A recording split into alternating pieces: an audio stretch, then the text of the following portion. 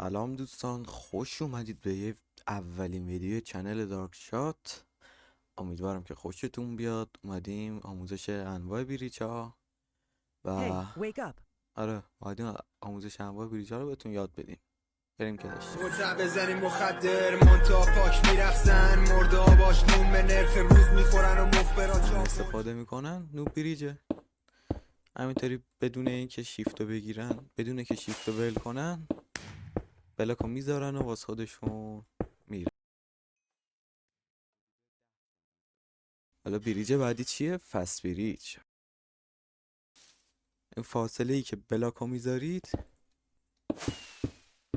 باید شیفت رو ول کنید تو این مسیر بلاکی که میذارید، به همین سادگی. بریج بعدی بریزلی بریج، یه بریج بسیار سخت که پیکسل سوم باید بیاید گوشه بلاک، دقیقا اینجا پیکسل سوم و خودتون اینطوری چپ و راست کنید. A و D بعد با A و D بازی کنید. بریم یه دونه داشته باشیم.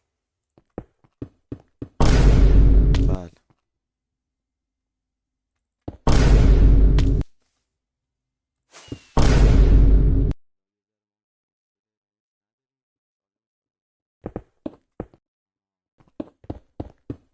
این با A و D باید بازی کنی به صورت از بلاک خارج نشی.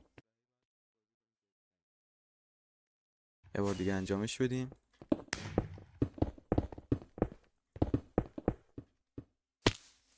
یک بار دیگه.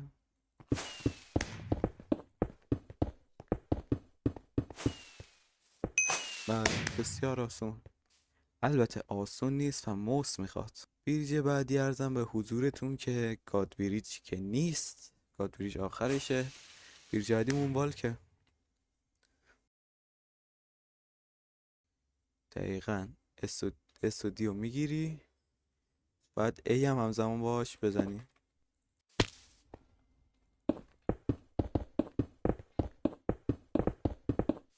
بله شد.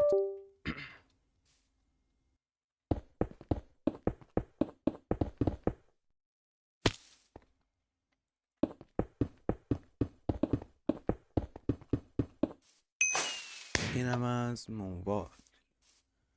اون پرو پلیرها چی کار میکنن؟ لجندای این بازی میان گاد بریج میزنن. پیکسل اول هر 5 تا بلاکی که میزنی یه اسپیس میزنی.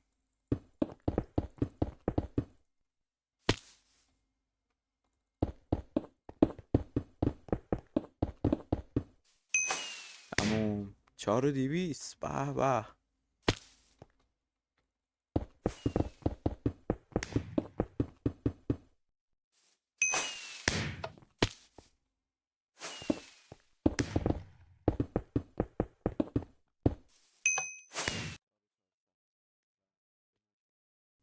دوستان یه ترای دیگه هم بدیم که نشد. دوستان یه ترای دیگه هم بدیم.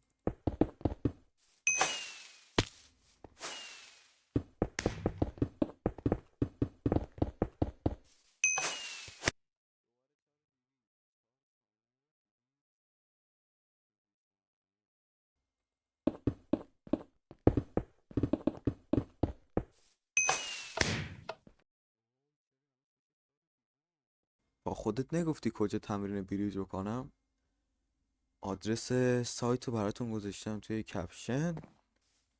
برید و لذت ببرید. در ضمن سرور فری هم هست و اکانت ماینکرافت نمیخواد. رایگان.